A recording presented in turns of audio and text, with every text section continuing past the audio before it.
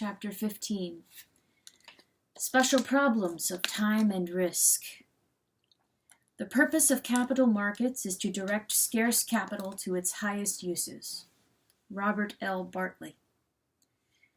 Perhaps the most important thing about risk is its inescapability. Particular individuals, groups, or institutions may be sheltered from risk, but only at the cost of having someone else bear that risk. For a society as a whole, there is no someone else.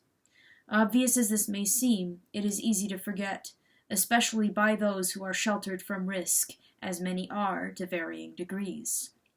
At one time, when most people were engaged in farming, risk was as widely perceived as it was pervasive.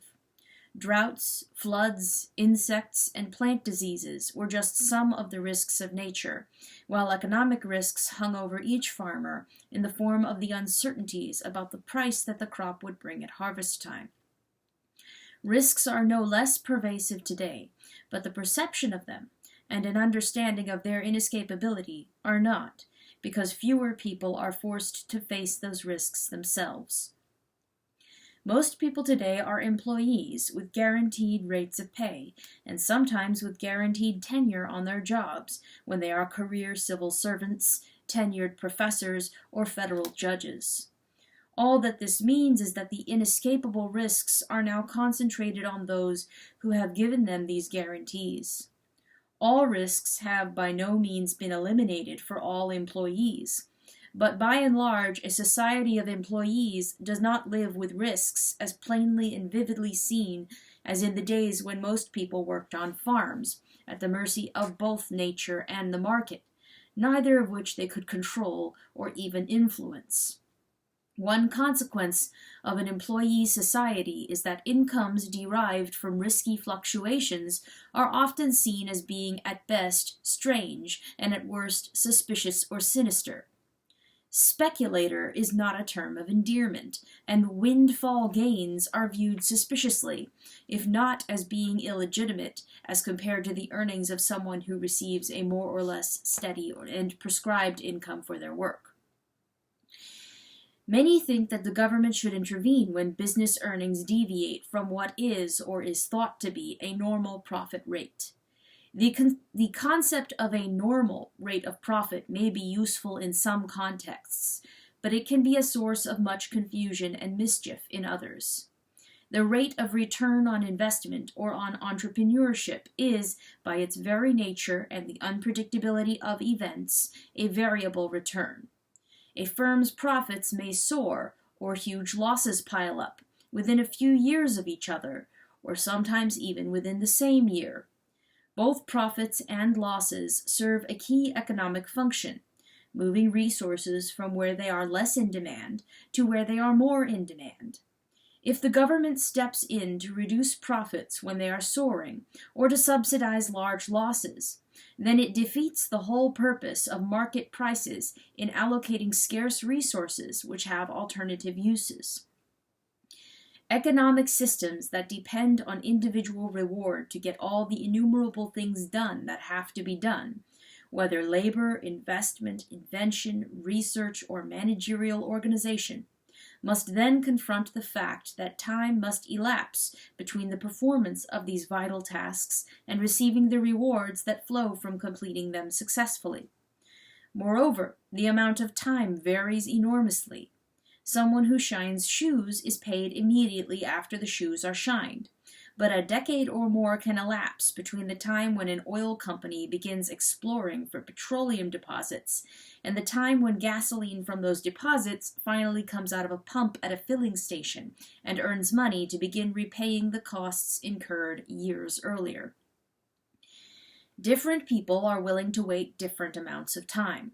One labor contractor created a profitable business by hiring men who normally worked only intermittently for money to meet their immediate wants. Such men were unwilling to work on Monday morning for wages that they would not receive until Friday afternoon, so the labor contractor paid them all at the end of each day, waiting until Friday to be reimbursed by the employer for whom the work was being done. On the other hand, some people buy 30-year bonds and wait for them to mature during their retirement years. Most of us are somewhere in between. Somehow, all these different time spans between contributions and their rewards must be coordinated with innumerable individual differences in patience and risk-taking. But for this to happen, there must be some overall assurance that the reward will be there when it is due. That is, there must be property rights that specify who has exclusive access to particular things and to whatever financial benefits flow from those things. Moreover, the protection of these property rights of individuals is a precondition for the economic benefits to be reaped by society at large. Uncertainty. In addition to risk, there is another form of contingency known as uncertainty. Risk is calculable. If you play Russian roulette, there is 1 chance in 6 that you will lose. But if you anger a friend, it is uncertain what that friend will do, with the possibilities including the loss of friendship or even revenge. It is not calculable.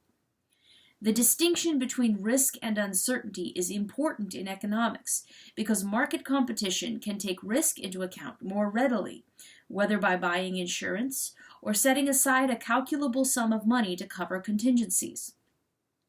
But if the market has uncertainty as to what the government's ever-changing policies are likely to be during the life of an investment that may take years to pay off, then many investors may choose not to invest until the situation becomes clarified.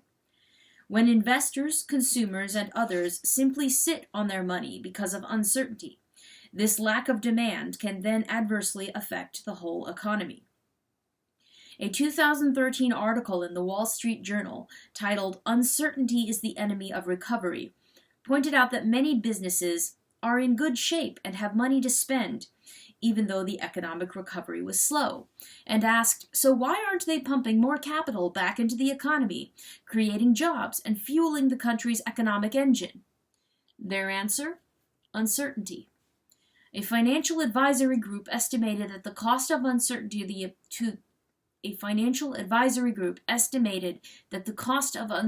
to the American economy was $261 billion over a 2-year period. In addition, there were an estimated 45,000 more jobs per month that would have been created in the absence of the current uncertainty, or more than 1 million jobs over a 2-year period. Such situations are not peculiar to the United States or to the economic problems of the early 21st century. During the Great Depression of the 1930s, President Franklin D. Roosevelt said, "The country needs, and, unless I mistake its temper, the country demands, bold, persistent experimentation. It is common sense to take a method and try it. If it fails, admit it frankly and try another. But above all, try something." Whatever the merits or demerits of the particular policies tried, this approach generates uncertainty, which can make investors, consumers, and others reluctant to spend money when they cannot form reliable expectations of when or how the government will change the rules that govern the economy, or what the economic consequences of those unpredictable rule changes will be. The rate of circulation of money declined during the uncertainties of the Great Depression, and some have regarded this as one reason for the record amount of time it took for the economy to recover. Time and money. The old adage, time is money, is not only true, but has many serious implications. Among other things, it means that whoever has the ability to delay has the ability to impose costs on others, sometimes devastating costs. People who are planning to build housing, for example, often borrow millions of dollars to finance the construction of homes or apartment buildings, and must pay the interest on these millions, whether or not their construction is proceeding on schedule or is being delayed by some legal challenge, or by some political decision or indecision by officials who are in no hurry to decide. Huge interest payments can be added to the cost of the construction itself while claims of environmental dangers are investigated, or while local planning commissioners wrangle among themselves or with the builders over whether the builder should be required to add various amenities, such as gardens, ponds, or bicycle paths, including amenities for the benefit of the general public, as well as for those to whom homes will be sold or apartments rented. Weighing the costs of these amenities against the costs of delay, the builder may well decide to build things that neither he nor his customers want enough to pay for otherwise, but pay they will in higher home prices and higher apartment rents. The largest cost of all may be hidden: fewer homes and apartments built when extra costs are imposed by third parties through the power of delay. In general, wherever A pays a low cost to impose high costs on B through delay, then A can either extort money from B or thwart B's activities that A does not like, or some combination of the two.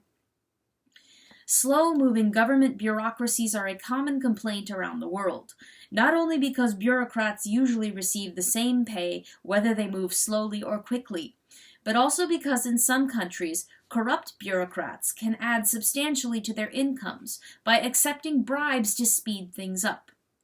The greater the scope of the government's power, and the more red tape is required, the greater the costs that can be imposed by delay, and the more lucrative the bribes that can be extorted.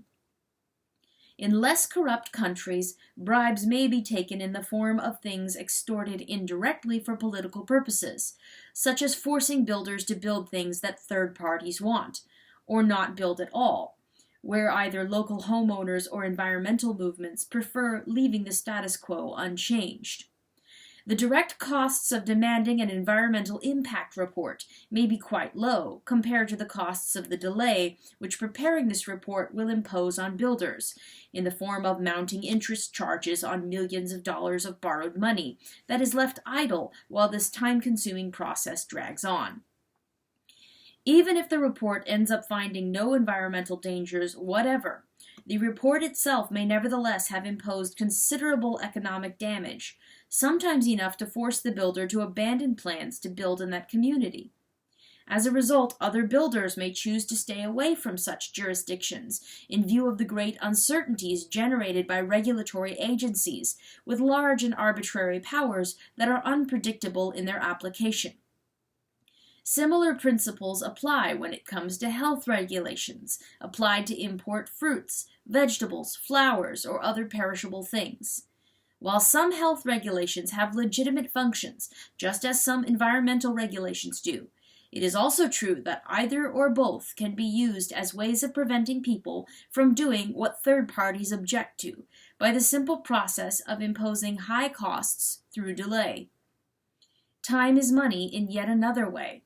Merely by changing the age of retirement, governments can help stave off the day of reckoning when the pensions they have promised exceed the money available to pay those pensions. Hundreds of billions of dollars may be saved by raising the retirement age by a few years.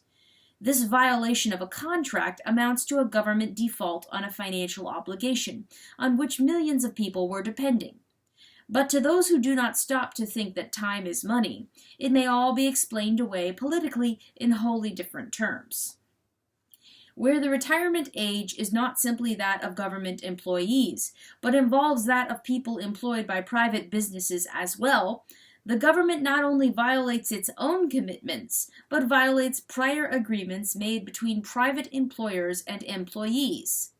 In the United States, the government is explicitly forbidden by the Constitution from changing the terms of private contracts, but judges over the years interpreted this constitutional provision more or less out of existence. Where the government has changed the terms of private employment agreements, the issue has often been phrased politically as putting an end to mandatory retirement for older workers. In reality, there has seldom, if ever, been any requirement for mandatory retirement. What did exist was simply an age beyond which a given business was no longer committed to employing those who worked for it. These people remained free to work wherever others wished to employ them, usually while continuing to receive their pensions. Thus, a professor who retired from Harvard might go teach at one of the campuses of the University of California. Military officers could go to work for companies producing military equipment. Engineers or economists could work for consulting firms, while people in innumerable other occupations could market their skills to whoever wanted to hire them. There was no mandatory retirement. Yet those skilled in political rhetoric were able to depict the government's partial default on its own obligations to pay pensions at a given age as a virtuous rescue of older workers, rather than as a self-serving transfer of billions of dollars in financial liabilities from the government itself to private employers. Footnote.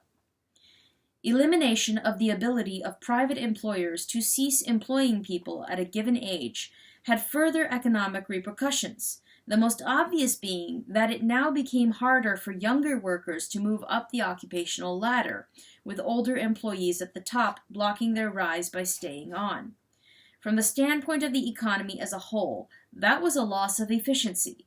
The elimination of a mandatory retirement age meant that instead of automatically phasing out employees when they reached the age at which productivity usually begins to decline, employers now faced the prospect of having to prove that decline in each individual case to the satisfaction of third parties in government in order to avoid an age discrimination lawsuit. The costs and risks of this meant that many older people would be kept employed when there were younger people who could perform their duties more efficiently. As for those older individuals whose productivity did not decline at the usual age, employers had always had an option to waive retirements on an individual basis. Neither for the employer nor the employee was there, in fact, a mandatory retirement age. End footnote. Sometimes time costs money not as a deliberate strategy, but as a byproduct of delays that grow out of an impasse between contending individuals or groups who pay no price for their failure to reach an agreement. For example, a 2004 dispute over how a new span of the Bay Bridge in San Francisco should be built after it was damaged in a 1989 earthquake created delays that ended up costing California an additional $81 million before construction was resumed in 2005. Construction of the new span was completed, and the span opened to traffic in September 2013, 24 years after the earthquake. Remembering that time is money is, among other things, a defense against political rhetoric, as well as an important economic principle in itself. Economic adjustments. Time is important in another sense, in that most economic adjustments take time, which is to say, the consequences of decisions unfold over time, and markets adjust at different rates for different decisions. The fact that economic consequences take time to unfold has enabled government officials in many countries to have successful political careers by creating current benefits at future costs. Government-financed pension plans are perhaps a classic example, since great numbers of voters are pleased to be covered by government-provided pension plans, while only a few economists and actuaries point out that there is not enough wealth being set aside to cover the promised benefits. But it will be decades before the economists and actuaries are proved right. With time comes risk, given the limitations of human foresight. This inherent risk must be sharply distinguished from the kinds of risk that are created by such activities as gambling or playing Russian roulette. Economic activities for dealing with inescapable risks seek both to minimize these risks and to shift them to those best able to carry them. Those who accept these risks typically have not only the financial resources to ride out short-run losses, but also have lower risks from a given situation than the person who transferred the risk. A commodity speculator can reduce risk overall by engaging in a wider variety of risky activities than a farmer does, for example. while a wheat farmer can be wiped out if bumper crops of wheat around the world force the price far below what was expected when the crop was planted, a similar disaster would be unlikely to strike wheat, gold, cattle, and foreign currencies simultaneously, so that a professional speculator who speculated in all these things would be in less danger than someone who speculated in any one of them, as a wheat farmer does. Whatever statistical or other expertise the speculator has further reduces the risks below what they would be for the farmer or other producer. More fundamentally, from the standpoint of the efficient use of scarce resources, speculation reduces the costs associated with risks for the economy as a whole. One of the important consequences, in addition to more people being able to sleep well at night because of having a guaranteed market for their output, is that more people find it worthwhile to produce things under risky conditions than would have otherwise. In other words, the economy can produce more soybeans because of soybean speculators, even if the speculators themselves know nothing about growing soybeans. It is especially important to understand the interlocking mutual interests of different economic groups, the farmer and the speculator being just one example. And above all, the effects on the economy as a whole, because these are things often neglected or distorted in the zest of the media for emphasizing conflicts, which is what sells newspapers and gets larger audiences for television news programs. Politicians likewise benefit from portraying different groups as enemies of one another and themselves as the saviors of the group they claim to represent. When wheat prices soar, for example, nothing is easier for a demagogue than to cry out against the injustice of a situation where speculators, sitting comfortably in their air-conditioned offices, grow rich on the sweat of farmers toiling in the field for months under a hot sun. The years when the speculators took a financial beating at harvest time, while the farmers lived comfortably on the guaranteed wheat prices paid by the speculators, are, of course, forgotten.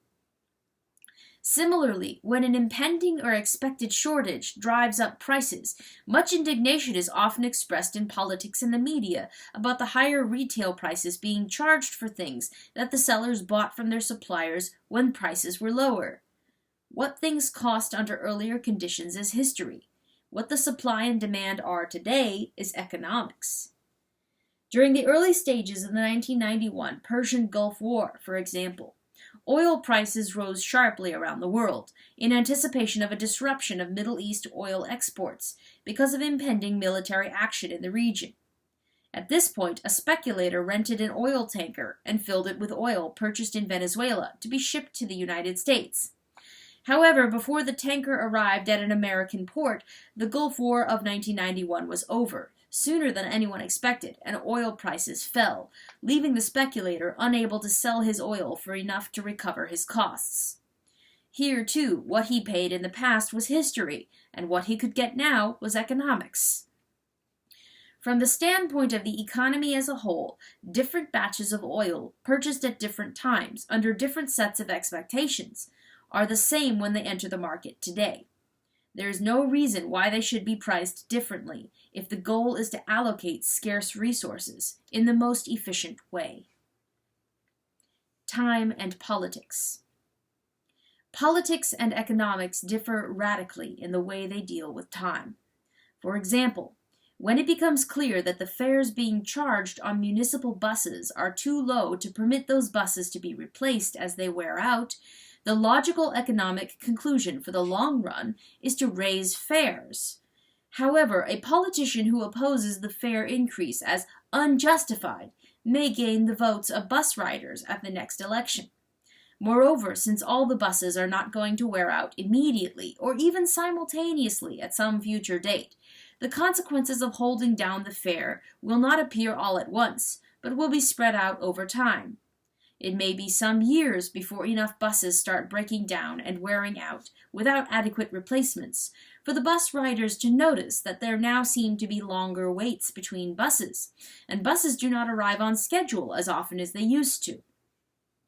By the time the municipal transit system gets so bad that many people begin moving out of the city, taking the taxes they pay with them, So many years have elapsed since the political bus fare controversy that few people remember it or see any connection between that controversy and their current problems.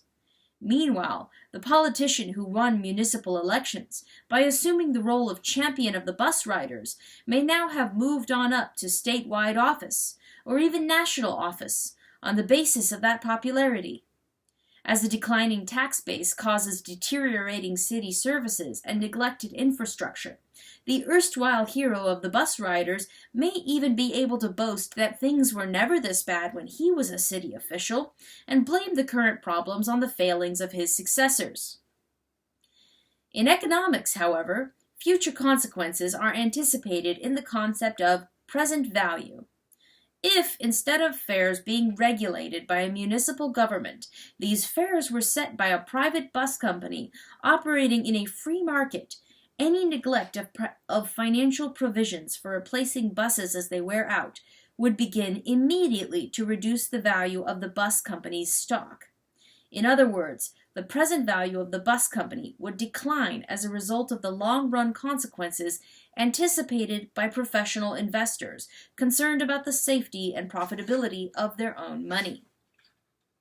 If a private bus company's management decided to keep fares too low to maintain and replace its buses as they wore out, perhaps deciding to pay themselves higher executive salaries instead of setting aside funds for the maintenance of their bus fleet, 99% of the public might still be unaware of this or its long-run consequences. But among the other 1% who would be far more likely to be aware would be those in charge of financial institutions that owned stock in the bus company, or were considering buying that stock or lending money to the bus company. For these investors, potential investors, or lenders examining financial records, the company's present value would be seen as reduced long before the first bus wore out. As in other situations, a market economy allows accurate knowledge to be effective in influencing decision-making, even if 99% of the population do not have that knowledge. In politics, however, the 99% who do not understand can create immediate political success for elected officials, and for policies that will turn out in the end to be harmful to society as a whole. It would of course be unreasonable to expect the general public to become financial experts or any other kind of experts, since there are only 24 hours in the day and people have lives to lead. What may be more reasonable is to expect enough voters to see the dangers in letting many economic decisions be made through political processes. Time can turn economies of scale from an economic advantage to a political liability. After a business has made a huge investment in a fixed installation, a gigantic automobile factory, a hydroelectric dam, or a skyscraper, for example, the fact that this asset cannot be moved makes it a tempting target for high local taxation or for the unionization of employees who can shut it down with a strike and impose huge losses unless their demands are met. Where labor costs are a small fraction of the total costs of an enterprise with a huge capital investment, even a doubling of wages may be a price worth paying to keep a multi-billion-dollar operation going. This does not mean that investors will simply accept a permanently reduced rate of return in this company or industry. As in other aspects of an economy, a change in one factor has repercussions everywhere. While a factory or dam cannot be moved, an office staff, even the headquarters staff of a national or international corporation, can much more readily be relocated elsewhere, as New York discovered after its high taxes caused many of its big corporations to move their headquarters out of the city. With enough time, even many industries with huge fixed installations can change their regional distribution, not by physically moving existing dams, buildings, or other structures, but by not building any new ones in the unpromising locations where the old ones are, and by placing new and more modern structures and installations in states and localities with a better track record of treating businesses as economic assets rather than economic prey. Meanwhile, places that treated businesses as prey, Detroit being a classic example, are sympathized with as victims of bad luck when the businesses leave and take their taxes and jobs with them. A hotel cannot move across state lines, but a hotel chain can build their new hotels somewhere else. New steel mills with the latest technology can likewise be built elsewhere, while the old obsolete steel mill is closed down or phased out. As in the case of bus fares kept too low to sustain the same level and quality of service in the long run, here too the passage of time may be so long that few people connect the political policies and practices of the past with the current deterioration of the region into Rust Belt communities, with declining employment opportunities for its young people and a declining tax base to support local services. Rust Belts are not simply places where jobs are disappearing. Jobs are always disappearing, even at the height of prosperity. The difference is that old jobs are constantly being replaced by new jobs in places where businesses are allowed to flourish. But in Rust Belt communities, or regions that have made businesses unprofitable with high taxes, red tape, and onerous requirements by either governments or labor unions that impair efficiency, there may not be nearly as many new jobs as would be required to replace the old jobs that disappear with the passage of time and the normal changes in economic circumstances. While politicians or people in the media may focus on the old jobs that have disappeared, the real story consists of the new jobs that do not come to replace them, but go elsewhere instead of to Rust Belt communities that have made themselves hostile environments for economic activity. Time and foresight. Even though many government officials may not look ahead beyond the next election, individual citizens who are subjected to the laws and policies that officials impose nevertheless have foresight that causes many of these laws and policies to have very different consequences from those that were intended. For example, when money was appropriated by the U.S. government to help children with learning disabilities and psychological problems, the implicit assumption was that there was a more or less given number of such children. But the availability of the money created incentives for more children to be classified into these categories. Organizations running programs for such children had incentives to diagnose problem children as having the particular problem for which government money was available. Some low-income mothers on welfare have even told their children to do badly on tests and act up in school so as to add more money to their meager household incomes. New laws and new government policies often have unanticipated consequences when those subject to these laws and policies react to the changed incentives. For example, getting relief from debts through bankruptcy became more difficult for Americans under a new law passed in 2005. Prior to this law, the number of bankruptcy filings in the United States averaged about 30,000 a week. But just before the new law went into effect, the number of bankruptcy filings spiked at more than 479,000 per week, and immediately afterwards fell below 4,000 a week. Clearly, some people anticipated the change in the bankruptcy law and rushed to file before the new law took effect. Where third world governments have contemplated confiscation of land for redistribution to poor farmers, many years can elapse between the political campaign for redistribution of land and the time when the land is actually transferred. During those years, the foresight of existing landowners is likely to lead them to neglect to maintain the property, as well as they did when they expected to reap the long-term benefits of investing time and money in weeding, draining, fencing, and otherwise caring for the land. By the time the land actually reaches the poor, it may be much poorer land. As one development economist put it, land reform can be a bad joke played on those who can least afford to laugh. The political popularity of threatening to confiscate the property of rich foreigners, whether land, factories, railroads, or whatever, has led many third world leaders to make such threats, even when they were too fearful of the economic consequences to actually carry out these threats. Such was the case in Sri Lanka in the middle of the 20th century. Despite the ideological consensus that the foreign estates should be nationalized, the decision to do so was regularly postponed. But it remained a potent political threat, and not only kept the value of the shares of the tea companies on the London Exchange low in relation to their dividends, but also tended to scare away foreign capital and enterprise. Even very general threats or irresponsible statements can affect investment, as in Malaysia during an economic crisis. Malaysia's Prime Minister, Mahathir Mohamad, tried to blame Jews and whites, who still have the desire to rule the world, but each time he denounced some foreign scapegoat, his currency and stock market fell another 5%. He grew quieter. In short, people have foresight, whether they are landowners, welfare mothers, investors, taxpayers, or whatever. A government which proceeds as if the planned effect of its policies is the only effect often finds itself surprised or shocked because those subject to its policies react in ways that benefit or protect themselves, often with the side effect of causing the policies to produce very different results from what was planned. Foresight takes many forms in many different kinds of economies.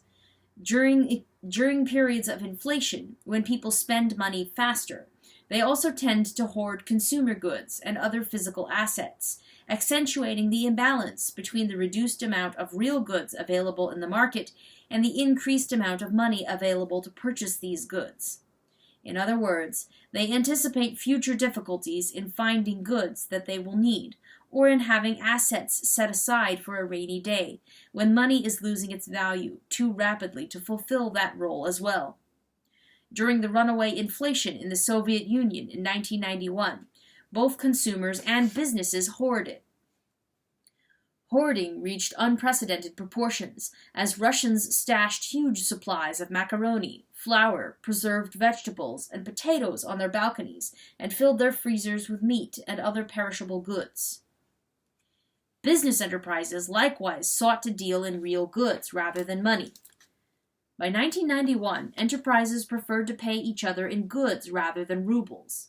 Indeed, the cleverest factory managers struck domestic and international barter deals that enabled them to pay their employees not with rubles, but with food, clothing, consumer goods, even Cuban rum.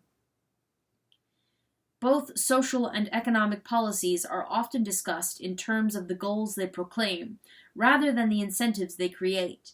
For many, this may be due simply to short-sightedness. For professional politicians, however, the fact that their time horizon is often bounded by the next election means that any goal that is widely accepted can gain them votes, while the long-run consequences come too late to be politically relevant at election time. And the lapse of time can make the connection between cause and effect too difficult to prove without complicated analysis that most voters cannot or will not engage in. In the private marketplace, however, experts can be paid to engage in such analysis and exercise such foresight. Thus, the bond rating services Moody's and Standard & Poor's downgraded California's state bonds in 2001, even though there had been no default, and the state budget still had a surplus in its treasury. What Moody's and Standard & Poor's realized was that the huge costs of dealing with California's electricity crisis were likely to strain the state's finances for years to come, raising the possibility of a default on state bonds or a delay in payment, which amounts to a partial default. A year after these agencies had downgraded the state's bonds, it became public knowledge that the state's large budget surplus had suddenly turned into an even larger budget deficit, and many people were shocked by the news.